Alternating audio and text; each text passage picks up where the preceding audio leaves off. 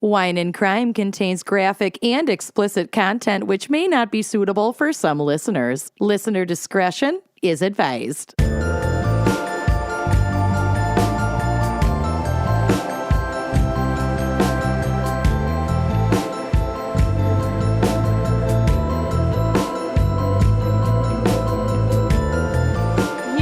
Listening to Wine and Crime, the podcast where three friends chug wine, chat true crime, and unleash their worst Minnesotan accents. Yes. Yeah.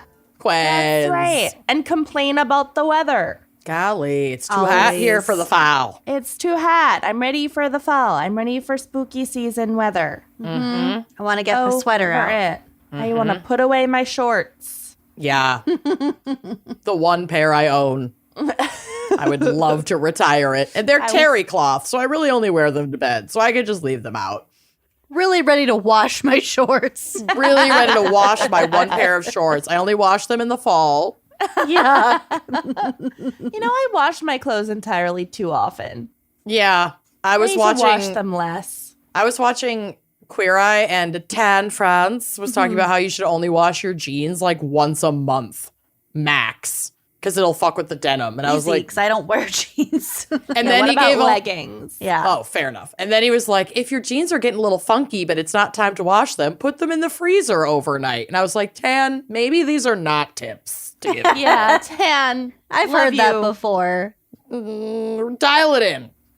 Anyway, who are we? Because I'm not Tan France. I'm Kenyan and I wash my clothes too often. Humble brag.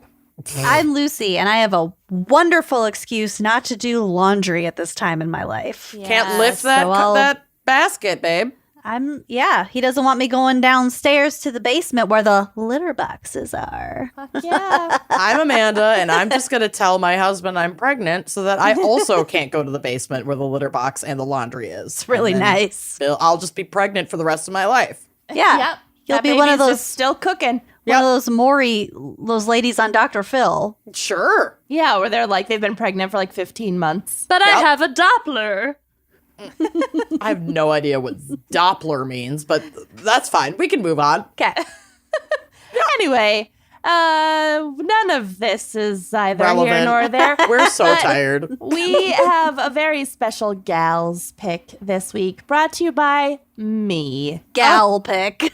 I Gal forced pick. this one. I thought it would be cute, and I like it. Great. And I selected the topic of the Ol Switcheroo. With no follow-up details. Anything involving things being switched out. Great, because then I followed the directions perfectly. Crushed it. You think one thing and whoop, switch, it's the other thing. Uh-oh. Yeah. I reached a little bit and I'm not sorry about it because what the fuck else would I do? Background and psych on. Love it. Teratomas. Yeah. All right. I've Well, already done thank that. you to me for this perfect topic. I really And do love my story today. It's I sad, love my but I love story it. today. Yeah. I kind of love where I went today. We nailed it. We all went where our hearts called us to. We followed, we listened to our heart. Okay, so Amanda, what is our wine crime pairing for the Ol Switcheroo? So I feel like this is actually perfect for the season because as this episode comes out, we'd be like a week away from Halloween. And so this will be kind of a fun tutorial if you're hosting maybe a little Halloween shindig, then you could present a cocktail like this. Because this week's episode got me thinking about those fancy cocktails that like bartenders in leather suspenders make when you add a certain ingredient and the cocktail completely changes color. Oh, like fun. pea blossom or whatever. Precisely. We're going to get to it. So I wanted to talk about that and then go over a cocktail recipe so you can like make an old switcheroo happen right before your eyes like magic. The Ol Switcheroo is a great name for a cocktail. And I did find one sort of on Facebook that didn't have a recipe and it was like cantaloupe based. And I was like, I'm not doing this. Gross. So this isn't called the Ol Switcheroo, but you could certainly play with ingredients that include that butterfly pea flower and create your own Ol Switcheroo cocktail. But I looked into this, and so Lucy nailed it, that it's called butterfly pea flower. And basically what you can do is steep it into a syrup. And the syrup on its own is this really beautiful, like deep, rich, kind of indigo blue. But then if you introduce something acidic, like say lemon, it alters the pH level of the pea flower and changes it from this deep, like darker than my hair indigo blue to like a fuchsia pink. Wow. It's right beautiful. before your eyes. It's super freaking cool. It So- reminds me of when my mom does the cabbage at PFC. Yep. What does she do? You put vinegar on the steamed cabbage. It turns it bright purple or something. Yeah, it's super cool. But if you don't feel like seeking out or even making your own like steeped butterfly pea flower, there's this amazing gin called Empress 1908. And it's very beautiful. It's like infused with that butterfly pea flower. And so it's that brilliant indigo blue just on its own in the bottle. Dang. I actually think Lisa Vanderpump uses these in not the big pinky. What was the cocktail I had in Vegas? There's like a big purple gin and tonic. Yeah, that makes sense. I think she uses this. So because tonic itself has enough acidity that like if you start with your ice and then you put in your gin, as you pour in the tonic, it's going to alter it from that indigo to like purple. And then if you squeeze in additional citrus, it could turn pink. How Yeah. cool. How fucking cool is that? So you can easily just make a gin and tonic with that Empress 1908. They also recommend a really beautiful cocktail, which is their twist on a French 75. So they talk about how the Empress 1908 gin, it's not just gimmicky like blue curacao. Like it's actually a very tasty spirit. It drinks like a London dry gin, but it just Nice. has a little bit of a floral element to it from that butterfly pea flower. But it's a delicate gin. So it works really well in a drink like a French 75, which is essentially just lemon and bubbles and like a little bit of liquor. So basically, instead of putting in an additional liquor, you would just use this Empress 1908 gin, top it off with bubbles, add a little bit of lemon or lemonade, and then you're going to watch it as you add the lemon go from this like kind of light blue into this really beautiful like lavender purple right before your eyes. It's amazing. Pretty. So those are my recommendations if you want to find some elevated but also like kind of cool color changing cocktail elements. Get that Empress 1908 gin. I'm definitely going to go get it because it's just gorgeous and I want it on my bar. I need to get back into making myself cocktails. Evening We cocktail. have so much booze in this house, and You we do have a- never drink it. What You I have, want to like get 2 wet carts. We have 2 huge bars of booze, and it's all like gathering dust. Half of it has never even been opened since we moved in 4 years ago. we don't have an ice maker, so I want to get what I always see on the TikTok shop are those little like bar top ice makers.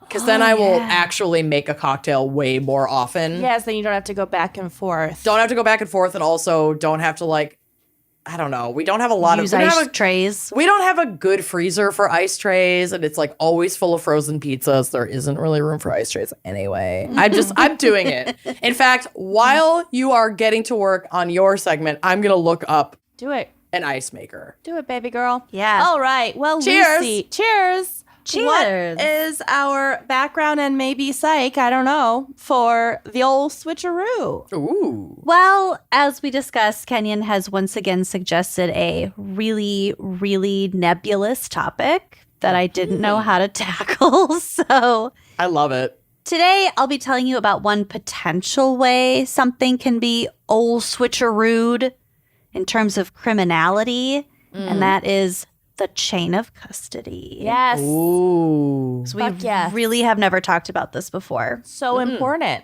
Yeah, and it's like it plays a big role in like lots of movies. It's well known. Yeah, so I just want to tell you about kind of how that works, and I also sort of went down a rabbit hole because I found it extremely interesting. Okay. So note that the chain of custody exists outside of criminal proceedings. So, like, for example, in clinical trials for vaccines, tracing food products through like the supply chain, establishing provenance in art and antiques. So, like, figuring out who owned it when and making sure there were no gaps. And also just in the good old postal service, Makes sense. tracking numbers. This is essentially the chain of custody. So here's the definition from the National Library of Medicine. The chain of custody, or the COC, the cock, is the most critical process of evidence documentation. It is necessary to assure the court of law that the evidence is authentic, i.e. that it is the same evidence seized at the crime scene and that it was at all times in the custody of a person designated to handle it and for which it was never unaccounted. It always had a babysitter. It was always, people always knew where it was. Wasn't tampered with. Wasn't tampered with, wasn't contaminated. Although it is a lengthy process, it is legally required for evidence to be relevant in the court. The continuity of possession of evidence or custody of evidence and its movement and location from the point of discovery and recovery, so at the scene of a crime or from a person, to its transport to the laboratory for examination and until the time it is allowed and admitted in the court is known as the chain of custody or the chain of evidence. So this is obviously to prevent tampering or contamination of the evidence. Got it. The chain of custody in literal terms is basically a paper trail or chronological documentation. In full, this documentation should report who, what, where, when the evidence was initially taken into custody, all the way to the point in a courtroom when a person could ask, right now, where is that bloody shirt? Okay, so we should always know who's in possession, who's touching it, where it is, who has touched it. Who has touched it, when, what authority they had to touch it. Okay. We'll get to it. So there is, of course, a different scenario for, let's say, digital or electronic evidence, because that Sure. would be like, Who touched that email? it's in the cloud. I don't know. But the idea is the same. Evidence technicians are the ones responsible for keeping that chain intact and in good shape. Evidence technicians, I feel like I'd be a really good evidence technician. That'd be fun. They Sure. also collect and process fingerprints. They evaluate evidence. So they're the ones who you get a bunch of shit from a crime scene and then they're like, okay, this is Relevant. And this just is a towel. clutter. This is evidence. Yeah. Oh, you would be good at that. They manage the property seized by the government. So they Put take that it. tape up. Put a guard there. I think so, yeah. So they're the ones that handle it in general, because it's not like the detectives, it's not the cops. They hand it over to an evidence tech. You gotta have a lot of trust in whoever has this position. Oh, So yeah. they usually work really, really independently, like through all of the systems, all of like the police and legal systems. They also prepare courtroom exhibits. Oh, How you fun. It are. would be like a little science project. Totally. This is Like your poster next board. Yeah. job. Just like the white gloves all the time, being really careful with the blowpoke. Yeah, Oh, little the blowpoke. boxes of things. On a And, hillside. and they testify in court, Lock. which I would also be really good at. You would. This combines your elements of your public speaking talent, your attention to Curios. detail, your curios, your love of like Organization. diorama Yes. and decoration. Yes. This checks every fucking box See, for we you. need to spend more time in school learning Actually about identifying our own actual interests. jobs. Yeah. Yeah. Like Yeah. learning beyond just the big archetype jobs that everyone already a knows teacher, about. a doctor. Because Yeah. they have us take those fucking aptitude tests that have like 6 possibilities Right. for a job. And Which like Truck Mom driver. Got evidence technician drill was sergeant. not one of them. You got, drill drill sergeant. My sergeant? mom Oh, well, okay. got that checks. drill Yeah. sergeant. No, that's I spot can see on. that, yeah. Yeah. It's the one case where it was They nailed it. spot on. They fully nailed it. So the unbroken chain of custody is typically something the prosecutor has to prove in a criminal case, and defense teams will often try to poke holes in that in order to get evidence dismissed from the trial so that the jury doesn't see it. So they might try to argue that the evidence was planted on the accused, or that it was mishandled after the fact to mislead investigators or to mislead the jury. Yeah. So the chain of custody is something that will almost always be part of a prosecution's case. Wasn't it a huge part of the Stephen Avery thing where they like did all these like intense searches and then on like the fifth search then they found the car keys. They found the car keys. Yeah. Like in plain sight. Yeah. That was so fucking dumb. I mean, we know this. I think Stephen Avery is sketchy as shit. Yeah. But the cops were also Framed the fuck out of sketchy him. as shit. Yeah. Yep. That is that's a good case of the reasonable doubt. Like, as we say, no victim is perfect, but also no perpetrator is necessarily like 100%. And you can still be like a weird sketcho, but not be a murderer. Yeah. That's how I feel about Michael Peterson. Yeah. Total fucking bizarre weirdo. You can be guilty and still not deserve, like no one deserves being framed. 1,000%. Like even if he was guilty. Yeah. Yeah. Anyway. I mean, you are so weirdly convinced that Michael Peterson is innocent that it concerns me. Yeah, please don't start writing to him or anything. Like, don't become number 3. Oh, God. Don't go near any Number 4. stairs. He's so old. I don't want any personal contact with anybody. The two of you, I'm good. My husband, I guess. I don't need new people in my life. That's actually very fair. I never have to worry about Lucy ending up in like an inmate love situation because she wants no new friends. No. And just having the mental burden of like, oh, I have to write back to him. I haven't emailed him back yet. I don't have the mental fortitude. I don't have the executive function for mail correspondence. No. MAIL or MALE. Any kind. I can't. So here's an example of the chain of custody from thoughtco.com.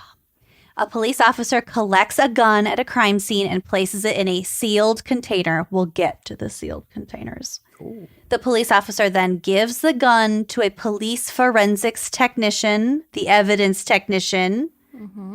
The evidence technician removes the gun from the container, collects fingerprints and other evidence present on the weapon, and places the gun along with the evidence collected from it back into the sealed container or into a different sealed container. The technician then gives the gun and related evidence to a police evidence technician. Oh, wait. I shouldn't have replaced forensic technician with evidence technician. You know what? Maybe they're kind of interchangeable. Let's go with that. A technician. Then they give it to a different technician, and that evidence technician stores the gun and related evidence in a secure place and records everyone who accesses the evidence during the investigation until final disposition of the case. So wait, are those like in the scenes in movies when you go down to the evidence locker and there's like out. Yep. And there's like some young rookie cop that's like sitting at the front desk that's signing people in and out? That's the evidence technician. Okay. The second one, not the one that is dusting it for fingerprints, and like but the handling one that's evidence. Handling the storage of it. Correct. And I shouldn't have replaced. So the one who dusts for fingerprints, that would be a forensics technician. That makes more sense. And the thing about the evidence technician, who I said about the fingerprints, they take fingerprints. I think they're like at the police station taking perps fingerprints when they're booked in. Sure. That was my understanding. Because then the fingerprints are then evidence. I guess. I don't know. Sure. It counts as records that need to be kept unmolested. You don't want to have an old switcheroo with the fingerprints. Exactly. Sure don't. Yep. Each sample or piece of evidence goes in its own tamper-evident bag or container, And each bag or container has its own chain of custody form. I have a couple samples of these chains of custody Tamper forms. evident Tamper-proof. means if, well, no, Tamper evident. Tamper evident means if you fuck with it, it's going to be really obvious. Like Yeah. there will be indicators that it's been tampered with. It'll be right? like taped shut. Okay. So So like if the you- bank bags that get you with fucking blue ink would be tamper evident bags. Yeah, but we wouldn't use that in this scenario. Right. But that's just an example that makes sense. to Yeah. me. It basically means that they're taped shut with You tape. have to cut the tape. You'd have to cut the tape and, yeah. It is evident if you tamper with it. Got it. it. That makes sense. So if it gets transferred to a new bag or container, it gets a new separate chain of custody form. So pieces of evidence can often have multiple forms. Because they moved around or. Got it. So this form has to include at least the following information. We have the unique identifier of the container itself. So we know that it was maybe not the original container or whatever. But it's been stored in this Tupperware. Okay. The name and signature of the person who collected the sample initially. The official address and contact number of that person or that entity, like making all this happen, like the police station. The name of the recipient, who that package is going to, the laboratory's address, and the details of each sample, because sometimes there are multiple samples in the same container, including a unique identifier and matrix. It's like a thorough description. The date and time of collection, the type of analysis required, whether we want fingerprints off of this, we want to determine what kind of blood this is, or, whatever. The signatures of everyone involved in the chain of possession with the date and the time. So it'll be like a list, like a library card. Not like an ID library card, but like But like the checkout the that's book- on the inside the cover. slip that goes in the book, Yeah. which seems so fucking ancient, but I remember that. That was a thing. Yep. The date and method of delivery. So it's delivered here on February 9th via Carrier pigeon. the evidence van of this jurisdiction. The authorization for the analysis of the sample and any other information about the sample. So it's like they pulled it out because they wanted to get fingerprints off of this thing. Now here's the authorization that this person is going to get the fingerprints off of this thing. Okay. Yeah. Yeah, this is Analyzing deep. all this information, or is no one analyzing We're about it? to get to it, and this is Okay. my favorite part. Oh, wow. Okay. All right. So, where does the evidence go? To the crime or forensic laboratory, a facility where various analyses are performed. I desperately want to tour a crime lab. Yeah. It is like a fun house of forensics. That's where everything cool happens. So this is from my boyfriend. I'm like breathing hard. Okay. Yeah, we can tell. So cute. You're so pregnant. It's so cute. Very excited. I throw up my hands just once and I'm out of breath. Okay. Yep. Crime laboratories can investigate physical, chemical, biological, or digital evidence and often employ specialists in a variety of disciplines, including behavioral forensic science, forensic pathology, forensic anthropology, crime scene investigation, and ballistics. Nice. Okay. Many crime labs are publicly funded and administered by federal, state, or provincial or local government, although there are a growing number of private labs that specialize in fields such as drug analysis and DNA fingerprinting. So, here's a fun fact for you. England and Wales are among the few places in the world to have exclusively privatized crime labs. That's really surprising to me. I would think it'd be more likely to have that here, where we privatize fucking everything. Yeah. We'll kind of get to the privatization and why it's actually an ethical issue to have it Oh, so it's Run so that they're by- not trying to help the prosecution necessarily. we'll get to it. Oh, okay. Okay. So, all crime labs have some sort of evidence intake unit where the evidence is received and that little form is filled out, and it's assigned a unique laboratory and case identifier. So, this may be a number assigned by a clerk or a barcode affixed to each item and tracked by a computer. So today I would imagine it's more likely it spits out a barcode. You put the barcode on the bag. You put the same barcode on a list and it somewhere. has to get scanned everywhere it goes. Right. Yeah. So the barcode system generates an automatic chain of custody of the evidence and makes it possible to determine its location in the lab at any time.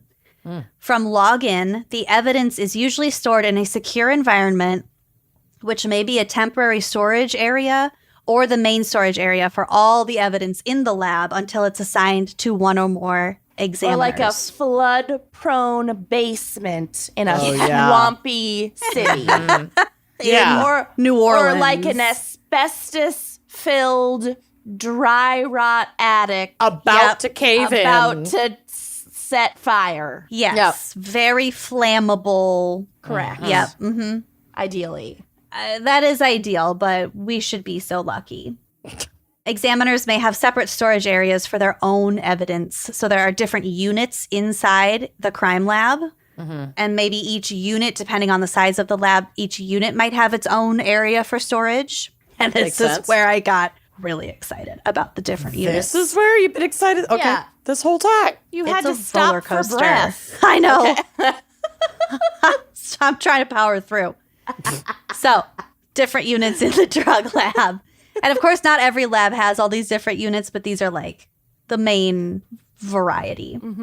There are drug units where they inspect pills, powders, and liquids. I swear, it was Parmesan cheese. Officer. You like the donuts, eh? Oh, God. They have the biology unit where they look at blood, semen, saliva, bones, plant material, also bugs. So they need to look at like decomposition. Assess those maggots, baby. They have, Kenyon, you'd like this, a trace evidence unit Love it. Love where they look at fibers, fire, and explosive residues to determine like arson, maybe. They should have an entire unit only for maroon fibers. They really We are should. overwhelmed with them. They're everywhere. They are everywhere.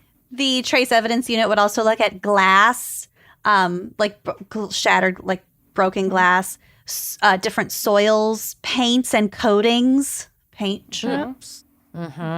They would also look at trace evidence like hair and skin, even though the biology unit would be like it would that kind of thing would either be in the biology unit or the trace I evidence guess it would unit. depend on the amount of it. Like if it's really, really trace evidence, then I guess it would have to be handled by this unit. And of course, there's going to be overlap between the units too. They also have a firearms and tool marks unit. Yikes. So that could be like, for example, restoring obliterated serial numbers on weapons, Cool. matching spent bullets to the weapon that fired them, but also something like determining whether a certain pair of wire cutters cut a particular wire, Wow. because Love that that. kind of examination is super similar to like the Ballistics. to the ballistics kind of stuff. Yeah, you're That's- lining up. Wild. Yeah. Tool Yes. marks. Certain tools are going to leave certain patterns. That makes perfect sense. Isn't that so cool? That's very cool. We have our fingerprint unit. We have the digital unit. So that handles stuff like digital photos or data from computers. We have the toxicology unit, which usually supports the medical examiner. So I'd be like, if this person was drunk when they got in this car accident or whatever. And they also have the questioned documents unit, which is where they examine handwriting and typewriting to determine the author or the authenticity of the document. I feel like Very I would be cool. extremely good at this. You really Very would. cool. They also analyze. I wouldn't be good at any of this.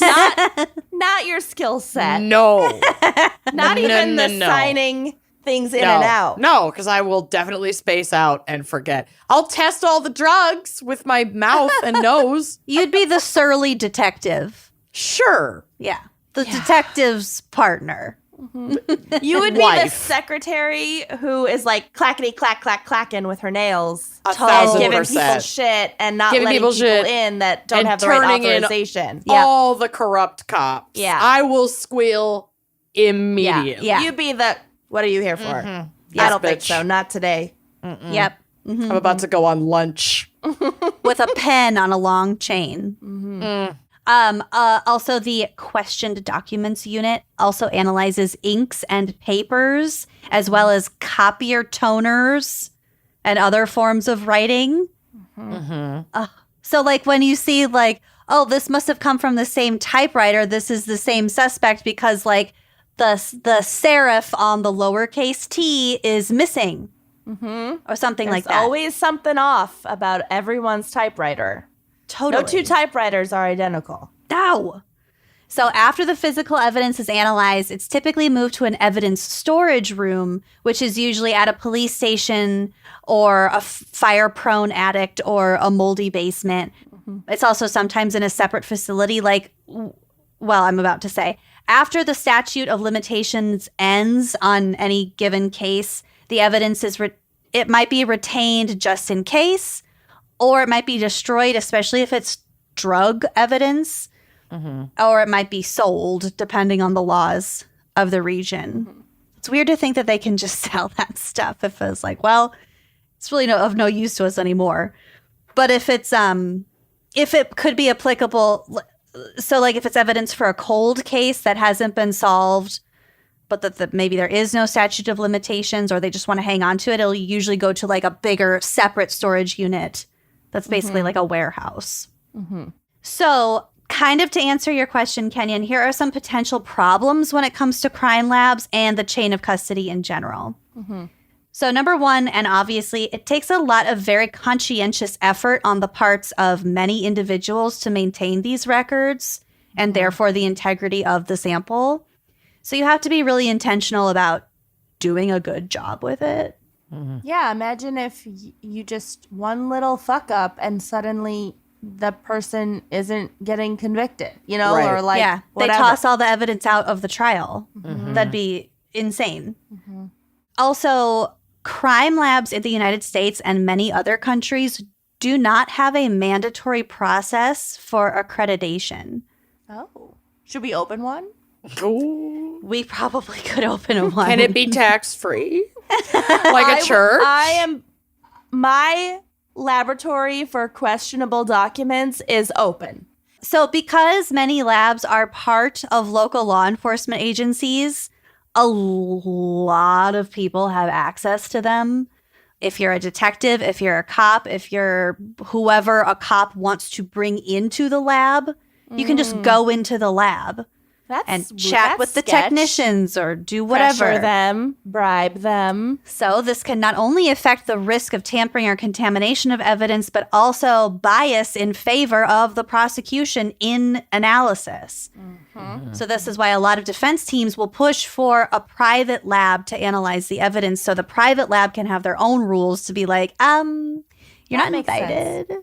That Yeah. makes sense. Also, just that they're not like best buddies with Right. the players involved in the case.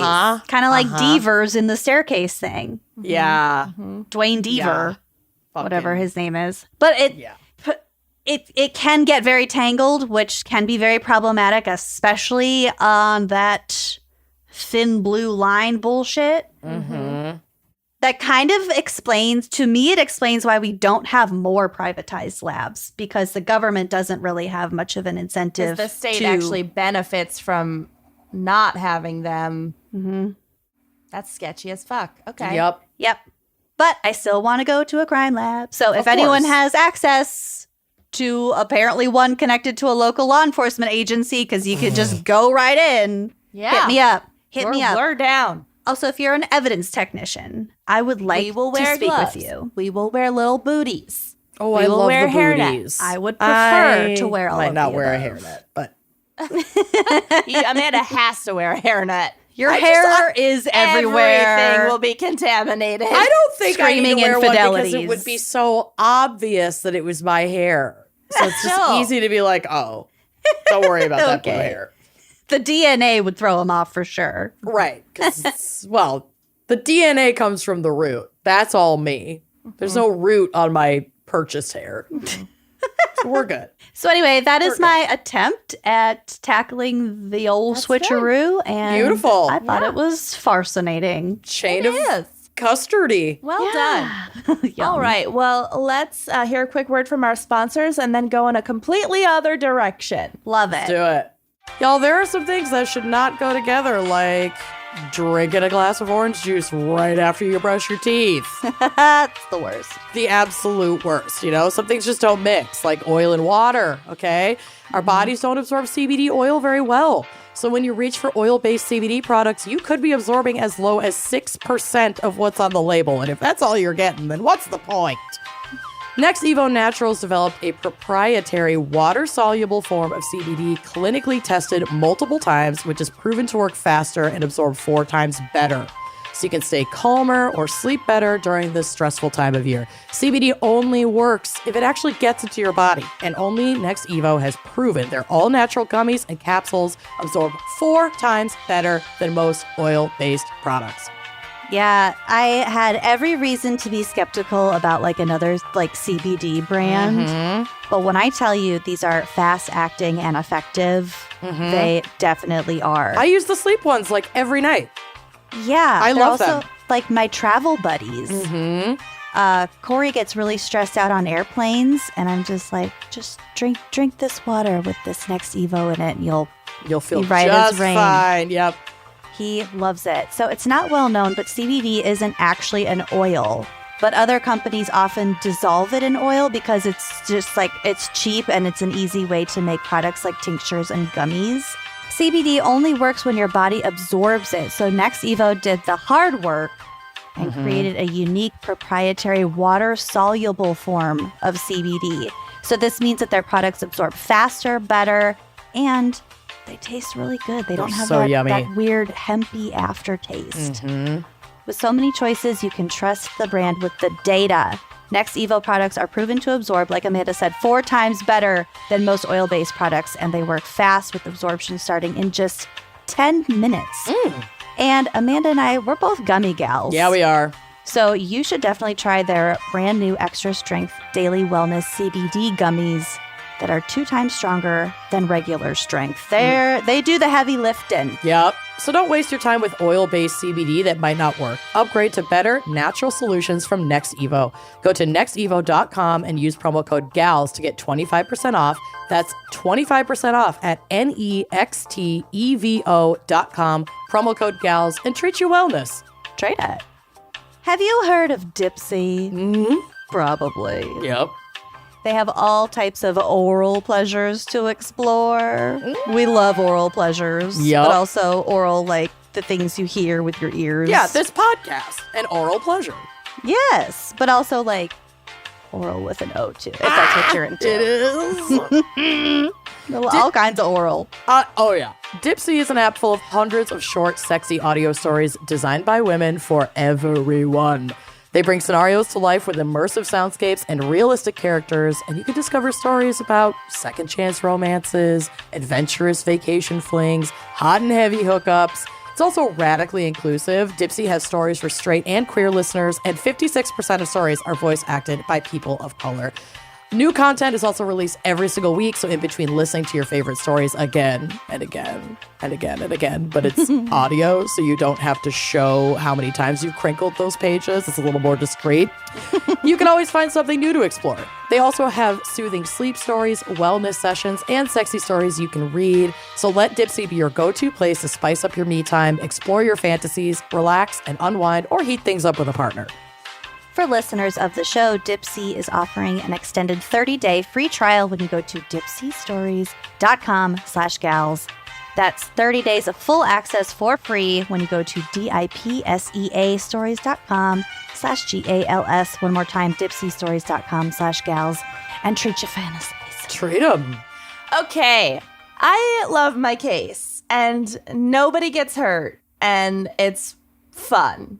Ronald William Tackman was born McDonald. was born in Manhattan on October 1st, 1953. His father, William Tackman, was an executive of the New York Titans football club, which later became the New York Jets. Tough break, but he was mostly out of the picture. Queen of Next. sports. Queen of sports.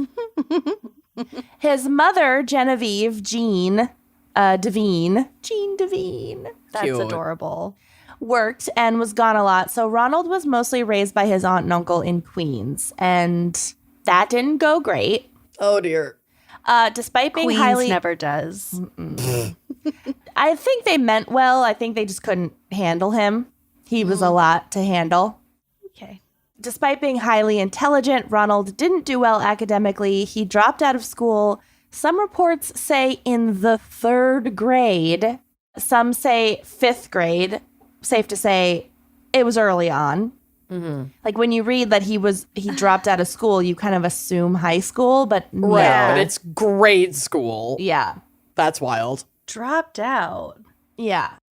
And he took on odd jobs, including running a hot dog cart, which I'm just picturing a 3rd grader doing now. Okay. I would drop out in 3rd grade to run a hot dog cart. My former boss and the owner of the Harriet Brasserie, his name is Fernando Silva, when he was growing up in Brazil, when he was like 9, so like 3rd or 4th grade, he worked at a hot dog cart. He's this guy. Instead of this going guy. to school? No, he also went to school, but yeah, Yeah. He had it all. he had it all. What? Living the dream. Living it. The Child hot labor. dog dream.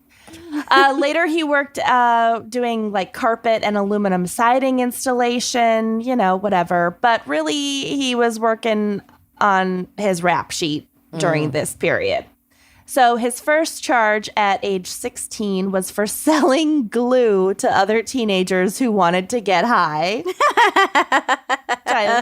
Oh my God. Because like you can just buy glue, guys. No.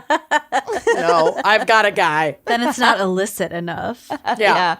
It's just Elmer's glue, so you can do the thing where you put it on the back of your Peel. hand and then peel it off and pretend it's your skin.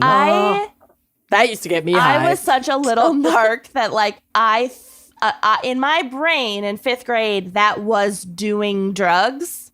Peeling the glue? Yes. Oh my God, you dork. You're so your mother's child. So The you paranoia. told on people? I didn't tell on people, but I definitely in my brain, it was like, they're can't associate doing with drugs. them. They're doing glue.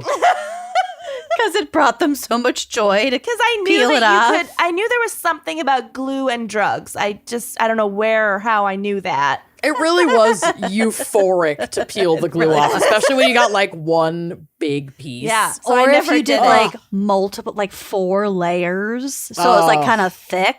I need to get glue. I need to get back into glue.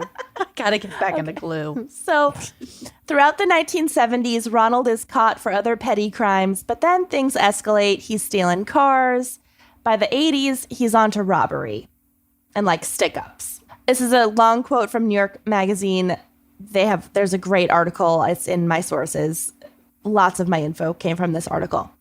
Quote, Tackman is a perennial stick-up man. Sometimes he'd stash a toy gun in his waistband or use a cigarette lighter shaped like a gun, or push his finger into the cloth of his jacket to simulate a weapon.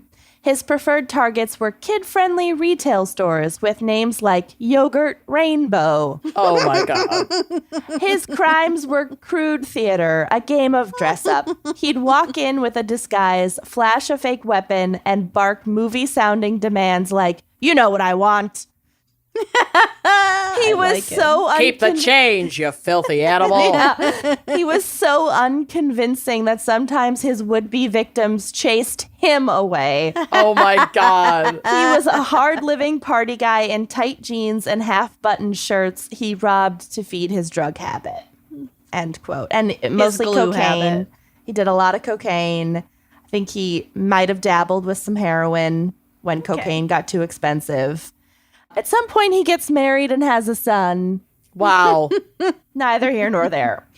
Yeah, the chain of custody information was not very clear. So then it was the 70s. So then 1985 happens, and basically Ronald's whole life gets turned upside down. It is a really bad year for him.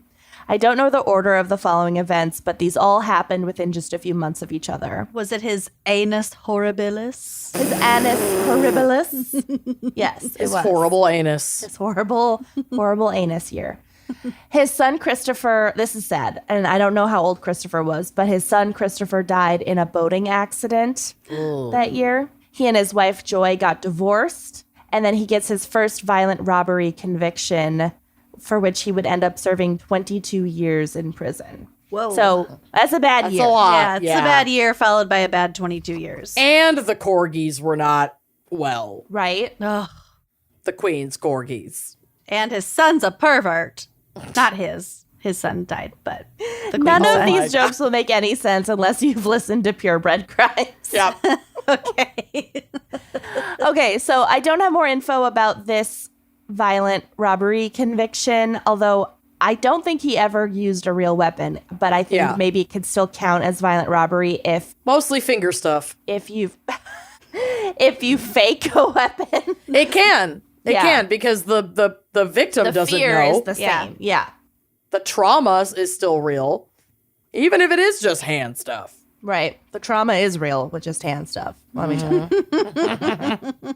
So then, very early into this sentence, in April 1985, while being transferred to a prison facility in upstate New York, Ronald commandeered a corrections department bus. He took a guard hostage, made him strip, donned his uniform, then locked the other guards in the back alongside the detainees, who I don't think they were able to, I don't think the detainees hurt the guards. And then he started driving in the guard uniform, the bus, back to Manhattan. Whoa. Okay. Got a little ballsy all of a sudden. Yeah. It's So- giving Hannibal Lecter. Okay, so it's not, though, Totally. because Did he take his face? I'm going to get to it, but it's not, it's less serious than that. It's not that sophisticated. Yeah. So when he's driving the bus, he starts to hear reports over the intercom, the CB radio or whatever, that the bus is missing. You're supposed to have arrived here by now. What's your Right. location? Whatever. And he pulls over because he's like, fuck the bus. I'm going to leg it, Hoof it. But he decides that the detainees are in the back being like, let us out, dude. Come on. Let us out too. Whatever.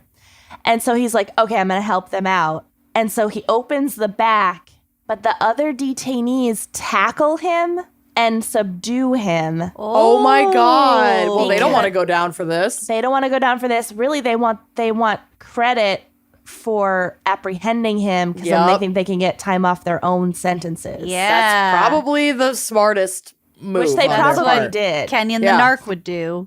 Yeah. Yeah. He was putting glue on his hand. He's 'Cause a huffing glue. He's druggie. doing glue. He was doing glue.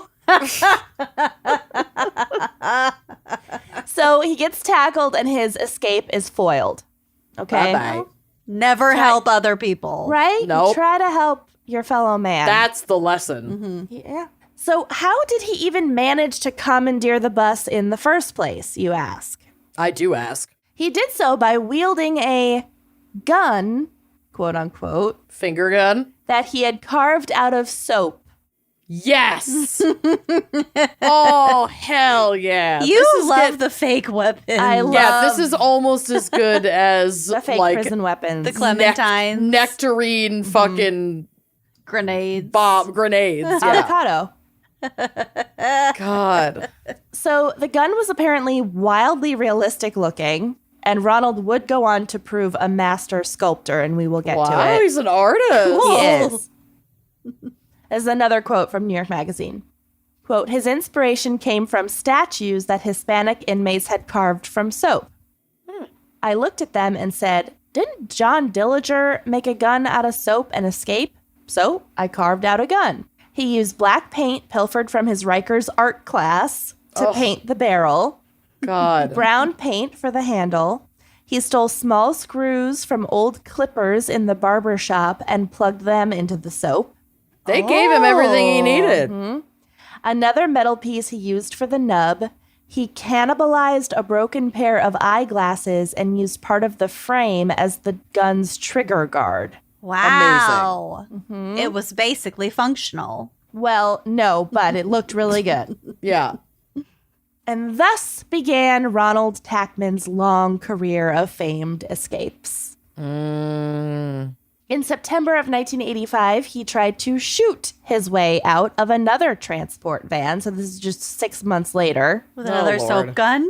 Well, quote, every time I got on a bus, the COs, they'd say, Tack, you better fire a shot through the windshield next time or no one's gonna believe you.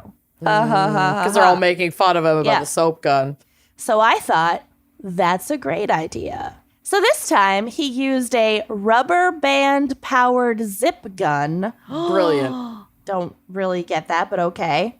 It's like That a was- slingshot. Yeah, basically. That was made out of recycled barbecue materials. Okay. Bones? No. Probably like sticks and skewers and Metal tubing, aluminum cans from like pop cans, a comb, a matchstick.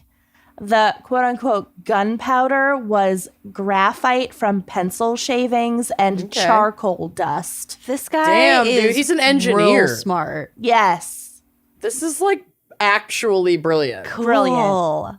So this makeshift gun fired once. It worked. Did it break the window? It didn't break the window, and it wasn't enough to convince the guards to drop their own weapons. Like, and Tackman also, I think, knew that, like, the gun was going to fire once, but it probably wasn't going to fire twice. Sure. Yeah. So he fired once as, like, a warning shot and was like, drop your weapons, drop your weapons. And they were like, no, we're going to... Do it again and prove it. Right. Doesn't sound like a real gun. Yeah. Something was off, and so they did not drop their own weapons. And so this attempt also failed. Good That's try, though. pretty fucking remarkable, though. I'm very much impressed. The fact that he, created a gun and got it to fire at all. Yeah. He should be on Naked and Afraid. He'd win. So he's back in prison. Ronald gets in trouble now for teaching other inmates how to build makeshift or fake guns, Hell yeah. obviously. Get that hustle, Robert. And Ronald. so they're like, he cannot be around these other inmates because he's a bad influence. And so he ends up in the box. So being in solitary confinement makes Ronald's imagination run totally wild. Oh, dear. He's, What will he come up with next? he's in solitary for 23 hours a day for like 2 decades. Yeah, he has nothing to Oh do my but plot his God. next move. Yeah. So he did serve 22 years. Yes. Wow. I would go so absolutely Looney Tunes in solitary. Oh, You would wouldn't go be Looney good. Tunes in 6 hours in yeah. solitary. Oh, that's being generous. Yeah. 2 hours. I was accounting for a nap. True. Okay. Fair enough. So he spends a lot of time on his artwork, painting, sculpting, papier-mâché, which he like makes himself. You know, it's all like prison material. Like, so he's given Toilet some art paper. materials, but he also has to like make a lot of his own. So he's like making his own paintbrushes from his hair and like all kinds of shit, right? From that cute, popular guy's hair. Oh my God. Oh my God. I forgot about that. Holy shit. I just want you to know that the rumor that I'm stealing It's your hair to not make true. a paintbrush is not true. I did not make any paintbrushes out of your hair. I swear to God. Anyway, nice to meet you. Bye. That was fucking amazing. Coven Confessions, y'all. I've got to listen to the Coven Confession. It's So good. Whatever our most recent gag was, the Coven Confession was The best. Incredible. okay. So he also spends time coming up with detailed drawings of new inventions. He's always, his brain is always going. He's Michelangelo, Da Vinci. Yeah. Yes. Actually, other people have made that comparison. Oh, So finally, in 2006, Tackman is released from prison after serving 2 decades. Jesus. It's a big adjustment because he went in when it was 1985, and now it's 2006. There's iPhones. 9/11. Yeah. But at first and on paper, he seems to be doing well. He gets a girlfriend. He has a job installing flooring. He still has like a relationship with his mom. You know, It's going all right. yeah. Compared to a lot of people. I know I recently said that I don't have room to be friends with like a convict. If people Ronald. if people were recently out of prison who had been there for a really long time and they needed like a mentor to adjust to like the new world. That would be fun. I would not send them to you, you No. fucking weirdo. Absolutely not. That would be not good for them. Or Very you. fun for you, I'm sure, but yikes. You can volunteer to like help be like a person who does like orientations for like new arriving refugees Yes, I've thought about doing that. and like take them to the grocery store and like you Target know practice. yeah. Target practice? Oh, okay. The store Like you Target. do with your friend Ben. Oh, Yeah. that Target. Yes. That's like socializing. He's Yeah. not socialized. No. Hi, Ben. Okay. So, but it doesn't take long for him to get back to his old tricks, both drugs and crime, to pay for Sure. drugs. So he soon launches a string of petty heists and holdups that all had a little bit of a dramatic or goofy flair. The Ronald Amazing. McDonald flair. For example, he was really into disguises. Love it. He had a large collection of hats and even a prosthetic nose that he would use Yes. to disguise himself, Oh my God. which was important He's a theater kid. I love him. because he mainly held up stores in his own neighborhood just blocks from his home. Yep. He didn't have a license. Well, when asked why he stayed so close to home, he replied, "I'm lazy." Good for you. Good for him. I love him. It's the most relatable criminal we've ever Yep. covered. I love this person so much. He wore a black gangster hat to rob a World of Nuts ice cream store. World of nuts. ice cream? The fuck? Fucking yum. Sounds amazing. I want Yeah. ice cream so bad Is right it now. nuts or is it ice cream? Figure It's it out. ice cream with nuts in it. Sounds Keep great. up. Go have some cheesecake and yeah. take a nap. I have my pumpkin bar still. Yum. Put it in the fridge. Eat it cold. I Holy have shit. 5 more where this came from. I know what I'm doing when we're done. Oof. He also used a plastic nose and a camouflage hat to steal $100 from his neighborhood Dunkin' Donuts, and then he Yes. like turned around and bought drugs with it. America runs on Duncan. Turned to his right and bought drugs. Yeah. He never used real weapons. He, again, had this silver gun-shaped cigarette lighter or, like, rather unconvincing toy guns. And sometimes the holdups didn't work. And people were like, no. Get that plastic fucking Yeah. shit out of here. Go home. So in 2008, he is arrested for this new string of robberies. And he's back in the system. But the title of this episode is The Ol Switcheroo. Mm-hmm. And I haven't even gotten to the good part yet. He switched a gun. He switched his nose. Nope, that's not the switches I'm here to tell you about. Okay. On September 30th, 2009, Ronald... My birthday. Your birthday! Ronald Tackman is being transported from Rikers Island for a court appearance. Because it's a court hearing, he's entitled to wear plain clothes. And so he'd dressed to the nines. He's got on this 3-piece suit. He glued on his favorite nose. He's also not considered violent, so they remove his handcuffs. Big mistake? He Big shot mistake. at a bus full Huge. of cops. Kind Well, of.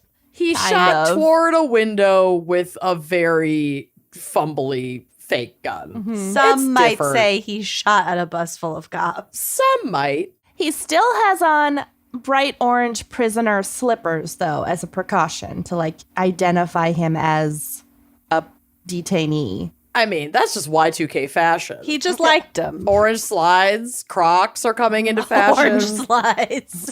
Prada Yeah. slides. Who isn't wearing orange slides in 2009? Like, come on.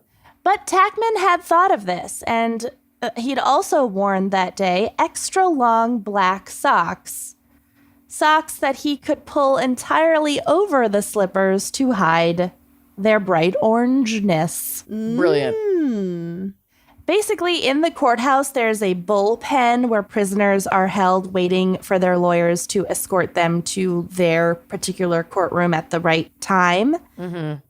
And this holding cell is on the 12th floor of the building. And so Ronald is waiting in there, and some of the prisoners are handcuffed. He happens to not be. He notices that the officers leave the door cracked open while they uncuff and hand over each prisoner to the lawyers. How Bundy of him.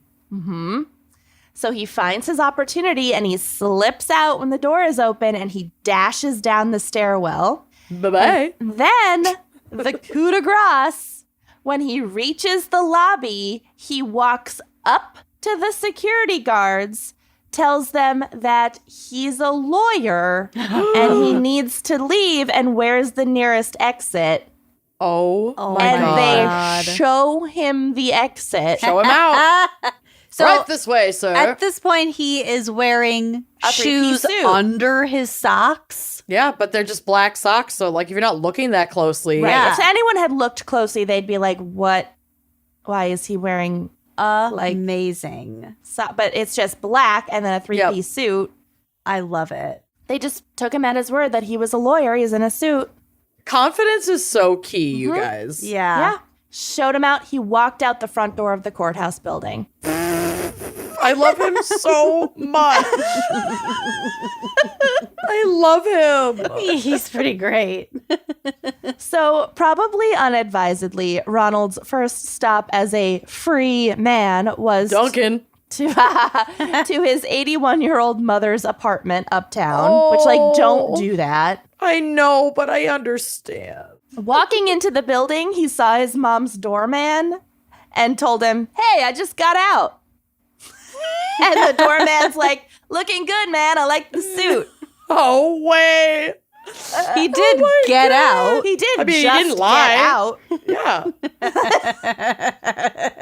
So his mom is surprised to see her son, but she also has memory problems in her old age, so she doesn't quite like realize what's Put it happening. together. And she just believes his story that he's out on bail. Right. And he had stashed $7,000 in cash in her apartment. So in addition to just like wanting to see her, Yep. he goes there, he changes out of the suit. Mm-hmm. You know, he's got other clothes there. He left himself a drop. Yeah, got his cash, heads back out. But does he then get on a bus, rent a car? Get out of town. Get out of town. Doubt it. I'm guessing He's not. lazy, He's lazy. remember? No. He goes to crash on a buddy's couch in Spanish Harlem. Oh my God. Bestie. I'm out, babe. The only problem is when the buddy's girlfriend gets home from working the night shift, she is like, abso-fucking-lutely not, and makes him leave. That'd be Kenyan. Yup. Yeah. I'd be like, no. We just had house guests. I'm done. It doesn't matter who this man is. Yeah. He's out. So the next day was Ronald's 56th birthday, October 1st, 2009. Oh my God. He's out just like wandering New York City during the day because he doesn't have a place to go. Right. And he sees his photo in the local papers and he starts to get nervous. So he lays low and Puts he on his gathers, nose. literally gathers new supplies, including 2 burner phones, quote, crack cocaine, Well, a bag with wigs, costume makeup, phony beards, mustaches, self-tanner, Yeah. Yep. a bogus passport, which could not have been high quality. No. And 4 gun-shaped cigarette lighters and also some White Castle. He loves Oh, the wow. gun-shaped cigarette lighters. Well, because he can use them as a prop, like under his jacket They're to a work hold people yeah, I up. know that. This is just the They're a work third expense. reference to the gun-shaped cigarette lighters over They're like easy a to get. 30-year stretch. So that night, he treats himself to a fancy dinner, and then he takes a bus back uptown to spend At White Castle? Well, he had White Castle for lunch, and then Oh, a okay. fancy dinner, I don't know where. Takes a bus, because he's afraid to get on the subway, so he takes a bus back uptown, and spends another night at his buddy Mike's, because he knows the girlfriend is working. Come This- on. It's like, I could so see Zach being like, yeah, buddy, you can Yeah, stay. yeah, it's fine. Kenyan's She's gone at for work. the night. Whatever. Yeah. She's visiting friends. She won't know. She'll be fine. I got my it. I'm not gonna. Bros before hoes. I'm not telling her shit.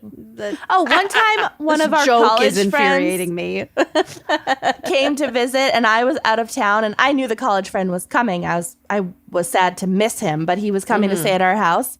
This is before Sonia was born. We literally had 3 guest rooms essentially at this time. For some reason, he didn't stay in any of the guest rooms, and he slept on top of the couch on the 3rd floor and used a towel as a blanket. What? Men!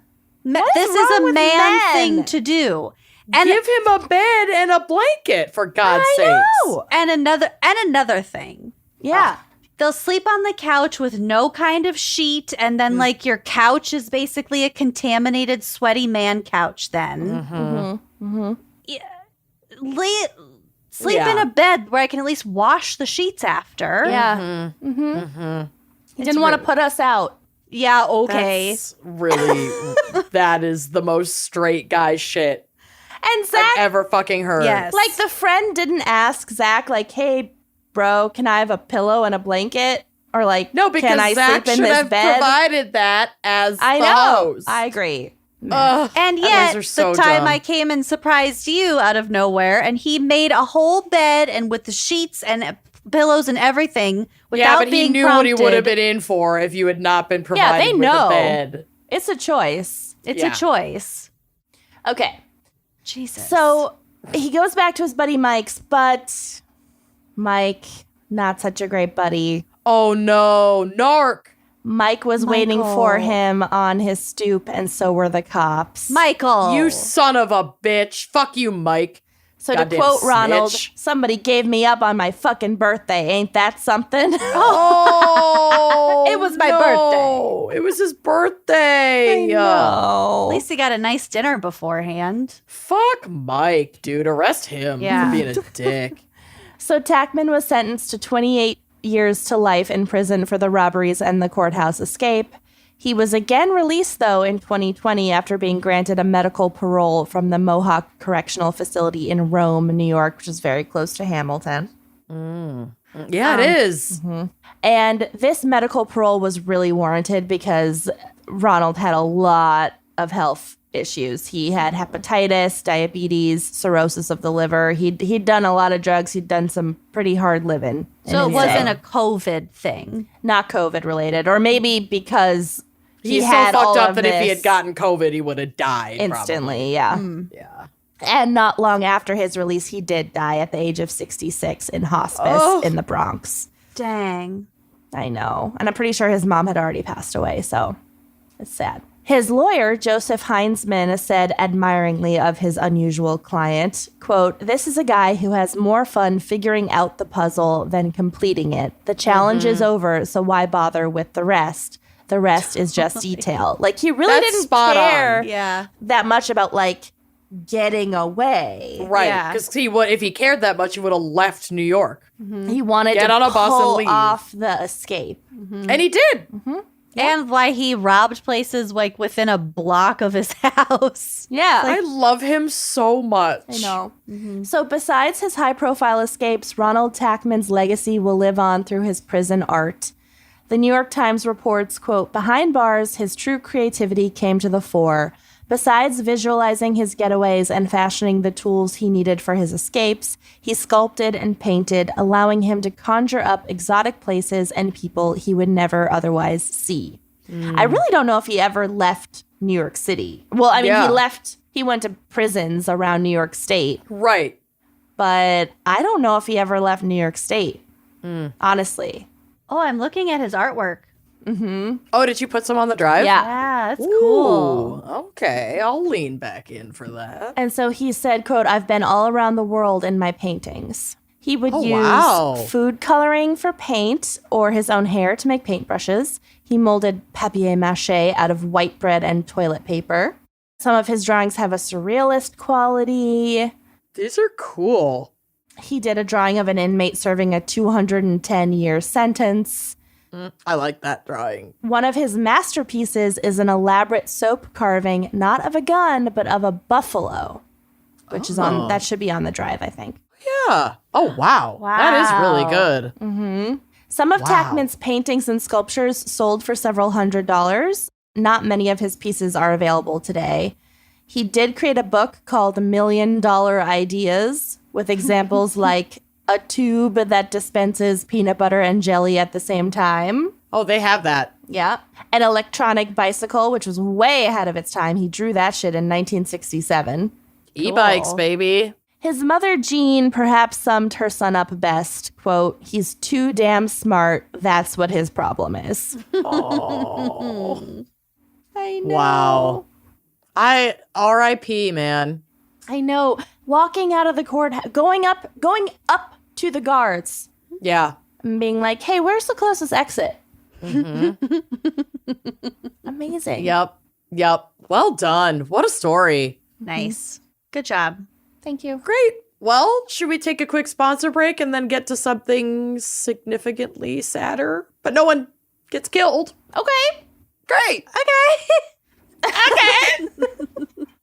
Step into a world of non-stop action on DraftKings Casino. Play the classics like blackjack, roulette, and slots, plus enjoy exclusive games you can't find anywhere else. Right now, new customers can get a deposit match up to $100 in casino credits when you deposit $5 or more. All you have to do is sign up, select the offer, make your deposit, and start playing from a full suite of games. Your way is the only way to play on DraftKings Casino. Play online on your time, in your space, and within your means, and it's safe, secure, and reliable, so you can deposit and withdraw your cash whenever you're ready. So download the DraftKings Casino app now, sign up with promo code GALS, and new customers get a deposit match up to $100 in casino credits when you deposit $5 or more, only on DraftKings Casino with promo code GALS. Gambling problem? Call 1-800-GAMBLER, Michigan, New Jersey, Pennsylvania, West Virginia. Please play responsibly. In partnership with Hollywood Casino at Charlestown Races in West Virginia. All games regulated by the West Virginia Lottery. In Connecticut, help is available for problem gambling. Call 888-789-7777 or visit ccpg.org. 21 plus. Physically present in Connecticut, Michigan, New Jersey, Pennsylvania, West Virginia only. Void in Ontario. One per opted-in new customer. Minimum $5 deposit, maximum match $100 in casino credits, which require one-time playthrough within 7 days. See terms at casino.draftkings.com/players choice. Restrictions apply. So I will not be discussing forensics today, but instead will be regaling you with the tale of a different kind of switcheroo. One Kenyon and Zach definitely never needed to worry about because their baby looks exactly like them. Sure does. She's a perfect half and half of the two of us. It's kind of terrifying. It's really They funny. mixed her up in that tube just perfect. They really did. But this story is very heartbreaking. It brings up a lot of feelings about like the fucking patriarchy, about not believing women, and about how lonely it must have been to live in a situation that you like knew something to be true, but no one else, or at least no one else capable of helping, was willing to believe you. Oh, God. Okay. And so these are just your circumstances now. It's like you feel like you're going completely insane. Oh, my God. Okay. So little Deanne Angel had been teased all her life for looking so different from her siblings. She had corn silk blonde hair and blue eyes, while her siblings, who I think her mother was of like Latinx descent. So her siblings also had brown hair, brown eyes, like thick, Quite kind of dark, curly hair. yeah. Yeah, darker more olive skinned complexions. And she's just this like little Sonia, blonde hair, blue Oh my eye God. kid. And they're living in rural Heppner, Oregon, and the kids on the playground, who could be little fucking assholes, would say that her mom must have slept with someone else, that her dad wasn't her real father, and like all the awful insinuations that go along with an alleged affair. 20 miles across town, another little girl, Kay Renee Reed, faced similar taunting. Hers less so from schoolmates, but more in the form of rumors whispered among family. Not rumors of an affair, however, but rumors that the child they were raising was an imposter switched with their real child at birth. Oh, my God. It was 1953 when they were born. DNA testing was in the distant future, and young mothers struggling with postpartum depression were rarely heard, let alone believed. The day her baby girl was born, Marjorie Angel fell in love with the little bald baby that was placed right in her arms. A little bald baby. Little cue ball baby. Nurses tenderly took this baby to be cleaned up, and after returning from bath time, Marjorie cried to the nurses and was convinced, like screaming, that this other bald little baby was not her baby. Unable or possibly unwilling to double check, the nurses assured her this was her baby, and she was soon sent home to raise a child who felt like a stranger. That is so fucking scary. And yet, first of all, it's 2023. And I'm sorry, I had a lot of nurses and healthcare workers who did not listen to me fucking at all. And it was actually quite traumatic. I'm sure. It's horrible. And this, I can absolutely see this. Like, now it won't happen because they do the little bracelets and they, Right. you know, they have things in place because shit like this happened. But for other things, But I can absolutely see them just being like, Yep, you're postpartum. calm down. Yep. You're relax. treated, you're It's treated your like fucking baby. an insane inconvenience, basically. well, was their Have shift fun. almost done? Yeah, thanks. So the thought that the child had been switched at birth was dismissed, falling away to family folklore. Donalda Reed, the only other mother in the tiny hospital that day, had a difficult birth requiring full sedation. So she accepted the cleaned up child when she had come out of sedation. So she didn't have any memory of that first placement. Right. The baby was taken to be How could bathed. she know? These were the only two babies. It was a very small rural hospital. These are the only two babies that were born that day. And they both were taken away for bath time. They're both bald. These bald little pale babies that were born with blue eyes. Swapped them up, brought it back. Donalda is like, that's my baby. And Like, a lot, I didn't even question it. a lot of babies are born with blue eyes. Exactly. And they don't Yeah. necessarily stay blue. Yeah. Rumors of Marjorie's accusations had made their way through town and all the way to Donalda, who dismissed them and didn't give it another thought. She had her baby. Her family was complete. You know, that was that. I could also see not wanting to hear that if you didn't have any suspicion and Right. you're like, what? Like, Yep. no. Only once did she bring up the rumors when her children were older. And according to Kay Renee's memory, she told Kay Renee that they were not true. You are my, quote, you are my daughter and you always will be, she said. And so the two families lived on as normal, a mere 20 miles apart, but never in contact, never at the same school. The children were unaware that the other family even really existed. The girls would grow up, move away, get married, have kids of their own, become grandparents. Wow. And the mothers who had suspected or denied that their daughters weren't their own had passed away, seemingly taking any answers to this rumor with them. What about the dads? The dads Not- are just not, it's Not the 50s. not kicking up a fuss, not Yeah. involved. Like, they're involved with the family, but they're not Right. like, you know, Yeah. They don't have strong opinions. right. My parolee friend sleeping on the couch. It's fine. Don't worry about it. Gonna go mow the lawn, check the gutters. Yep. So that's until the summer of 2009 when Kay Renee's brother, Bobby Reed, got a call from an 86-year-old woman who had known his mother, Marjorie, and had also lived next door to the Angel family in Oregon. Quote, she said she had something she had to get off her chest, Bobby said in an interview, so he agreed to go meet with her. At this point, you know, she's 86. She's living in a nursing home. She can't travel. Imagine getting a phone call from a rando 86-year-old Nursing woman in a home. nursing home saying she has something she needs to get off her chest. Will you And come won't meet tell with him her? over the phone. So he's like, hell yes, I'm curious as fuck. Yeah.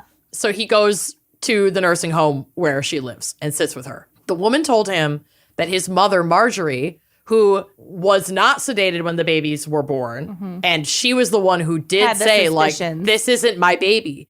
So she had confided in this woman, who was her neighbor, in her resolute belief that her child had been switched at birth. With no one else really believing her to talk to, this neighbor had been kind of her only confidant. The neighbor then produces a photo as proof of the switch, because I guess Marjorie maybe got this picture and then gave it to her. Bobby took a look at the picture, believing it to be his little sister, Kay Renee, photographed around 7th or 8th grade. But he was shocked when the woman corrected him. The photo was of Deanne Angel's biological sister Juanita. Oh my God. So his sister looks so much like The other girl. family's biological kid. So I guess not Deanne's biological sister, the other family's biological child.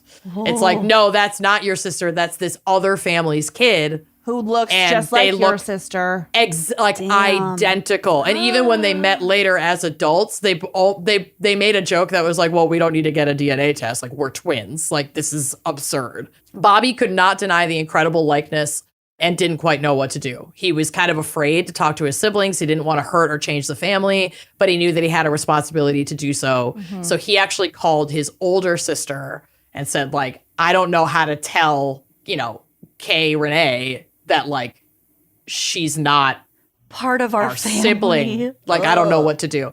So Right. they sat down with her together and were like, listen, this fucking lady on her deathbed basically made a deathbed confession that, like, this is a thing, and here's the photo of who we suspect to be your biological sibling. So at the end of 2009, Kay Renee, Bobby, and their sister Dorothy met Deanne at a Kennewick, Washington clinic to all have their DNA tested.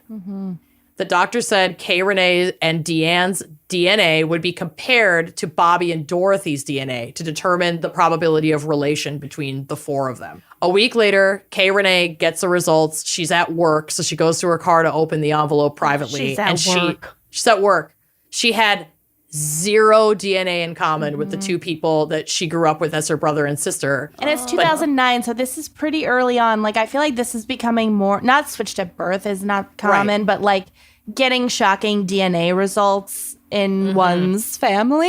I was going to say more of a Kenyan secret love child situation. Yeah. I know from personal experience is becoming more common in people's lives. But yeah, in 2009, still early days. Well, yeah, we didn't have like the Ancestry or 23andMe kits, but you could certainly go To a lab. or and have your DNA done. Deanne, however, shared 99.9% DNA like relatability with Bobby and Dorothy. Oh my God. there's no so it just doubt. confirmed everything. Yep.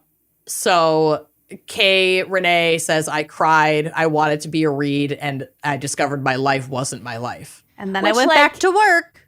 Which, like, Pretty much. not to invalidate this person's feelings, because she can feel however the fuck she wants to feel.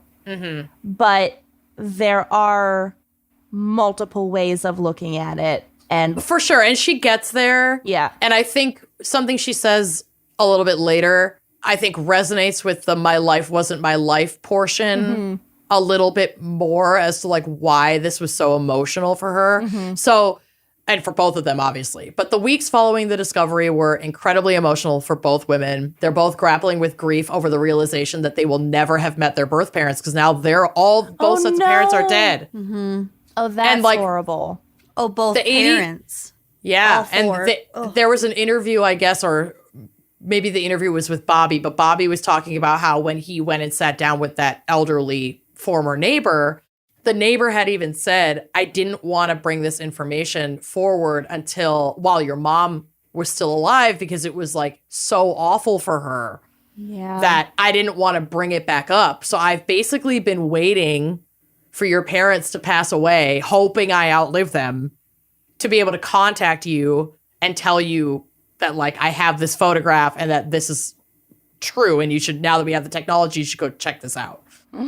So, yeah, both sets of parents gone. The sisters are 56 at this point, 56 years old when they discovered that they were So switched not at birth only and do they're you not related. get to just meet them and learn about them and to establish a relationship with them potentially, but you also don't even get the closure to the one who had the suspicions to be like, why didn't you pursue this? Yeah, Yeah. my heart really breaks for Marjorie. Really, really breaks for her. So, though none of this is obviously her fault, No. Kay Renee grappled with extreme guilt. She said she felt she had stolen the other woman, Dee's memories. When she looked at her family now, she felt, quote, I've cheated them. It shouldn't have been me. I'm glad it was because I've had a wonderful life. Like, I love my family that I grew up with, but I feel like I took this life from Deanne, you know, and vice versa. Well, no, I mean, yeah, obviously, again, she can feel however the fuck she Right. wants to feel. It's understandable. I But think that this would be so complex. It's like survivor guilt, where it's like Exactly. you aren't at fault, No. but you have this psychological phenomenon of feeling guilt. So Deanne and Kay Renee have become incredibly close throughout this process, referring to each other as twisters. Oh. How fucking cute is that? And Deanne helped support Kay Renee through all of that guilt. She said, quote, I'm trying to move forward and look at the positive. She said, I love my kids. I love my husband. I love my life. And you can't look back. It just drives you crazy.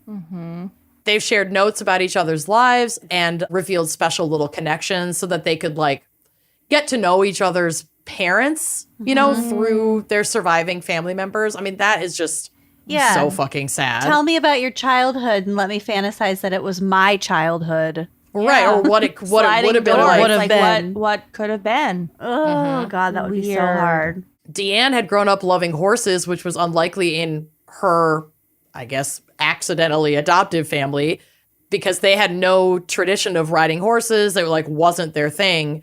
And then she learned when she met Kay Renee that Kay had been brought up on a ranch by her father, who was actually Deanne's biological father, and that he referred to himself as like a cowboy. Like he was super into horses and That's horseback so riding. weird. I have chills. It's Yeah. so weird I how love much that. is not free will and is Nope. just In your Genetic genes. code, baby. We are just Yeah. meat computers. we are literally meat computers. Kay Renee like cracked her chewing gum, like smacked her gum in a very distinctive way. And when she met her biological sisters for the first time, she noticed that they did the exact same thing. I noticed that I do a thing, like if I have too much saliva in my mouth, I'm starting to do this thing where I like it in the exact same way that my grandmother's sister, my great aunt Audie, Woo! used to do. If you're gonna see Weird. Sonia do it, you're gonna Wild. shit your pants. Yeah. Does your mom do it? I don't think so, but It like skipped. yeah. It can. Weird. So weird. As for the hospital that switched them, the only compensation offered for this trauma was some free counseling, Oh, which the sisters declined. Half off your next birth. Exactly. Which the sisters declined, choosing 56-year-olds. instead to continue moving forward together and getting to know as much about their biological families as they can to make up for lost time. I mean, on the one hand, I'm like, I think the hospital owed them some compensation beyond that. yeah. But from a legal standpoint, basically anyone who would have worked They're there long at that dead. time is dead or very much retired. Yeah. There's not really anything that they could really do. There's no way of proving culpability I did what? to Yeah, the it was point where you could be like, okay, they owe you this amount of money. Right. exactly because they can't prove that it was like malicious in any Statute way. of limitations, probably. Statute of limitations. It's two bald little baby girls. They just mixed them up. What would that law like? What? So what would? Like it's fucked I don't up, know. but I know. I mean, Theft? like some Kidnapping? sort of, not emotional neglect, but trauma, like negligence. or, Negligence. Yeah, negligence. yeah. Accidental negligence or whatever. We as a country are so litigious that I'm sure there is something. And if like these sisters really wanted to go there, they probably could, but they both agreed. They were like, well, now we know we have these great lives and now we have each other and we're just gonna fucking move on. Like, Yeah. What are you gonna do? Everyone that was involved is dead. So yeah, who are we gonna go after? So yeah, but that was like a huge news article in 2009. They were 56 years old and discovered that the rumors were true. They were switched at birth. Isn't that wild? So wild. freaky. Yeah, really freaky and just really fucking sad. Yeah. Ugh. Anyway, you're welcome. Wow. That is a Switcheroo. switcheroo. Well, That's the Sonia's ultimate definitely switcheroo. mine. I am not worried. Yeah, No. bitch. She is. No question. No doubt. I would actually like have you committed if you started being Worrying. convinced it wasn't your baby.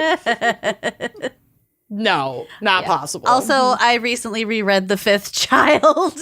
Why are you doing this to yourself? I don't know. It's part of the process. I watched so much Call the Midwife, which is just horrific birth story after horrific birth story. My and God. like the lead up.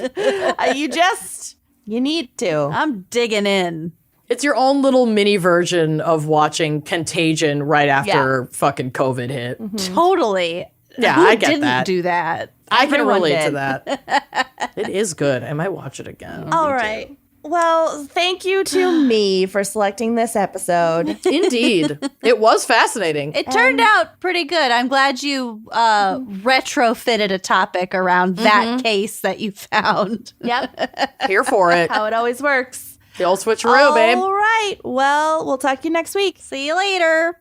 Bye-bye. Thanks for listening to Wine and Crime. Our cover art is by Kala Yip, music by Phil Young and Corey Wendell, editing by Jonathan Camp. Check out our website and blog at wineandcrimepodcast.com. You can also follow us on Facebook, Twitter, and Instagram at Wine and Crime Pod. If you have questions, answers, or recommendations to share, email us at wineandcrimepodcast@gmail.com. Episodes are available on Apple Podcasts, Google Play, basically wherever you get your favorite podcasts. And if you like the show, please rate, review, and subscribe on Apple Podcasts. It is the best way to spread the word. If you'd like to show your support, visit our Patreon page to keep this podcast and the wine flowing. Cheers!